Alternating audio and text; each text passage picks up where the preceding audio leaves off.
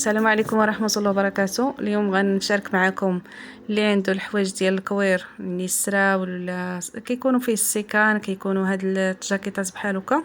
المهم هاد النوع ديال الجاكيطات غنشارك معكم واحد الوصفه اللي كتجي زوينه ساهله ومهله، يعني ما كتطلبش شي ثمن غالي.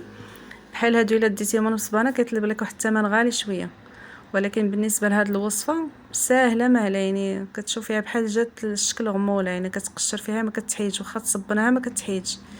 الا صبنتيها الا كيبان لعيبها بزاف. هي واحد الوصفه ساهله مهله، هي الكريم نيفيا.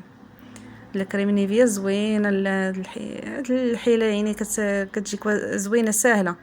كيكون عندك واحد الصاك خسر اللي كتقولي صافي مابقاش، واخا مسحتيه واخا ما كيتمسحش، ولكن هاد الكريم نيفيا كديرها لك كيجي زوين. تمسح به وكدير شي شيفون يكون ابيض وكتمسح به، كتجي ساهله مهله. كيولي كيبري، كيولي كيرجع جديد. ديك الصاك كيرجع جديد، ولا الجاكيطه ولا السروال ولا الصباط حتى هما كيجيو زوينين الصراحه. انا شاركت معكم هاد الوصفه دابا. شتي هذيك اليد اللي كانت خسرات، يعني رجعتها جديده، رجعتها كتبري الصراحه. رجعت تقولي راه باقي كاع ما تلبسات. ايوا هذه هي الوصفه اللي شاركت معكم اليوم. نتمنى تعجبكم هذه الوصفه. كتستعملوها في الصباط، كتستعملوها في السيكان، كتستعملوها في اي حاجه.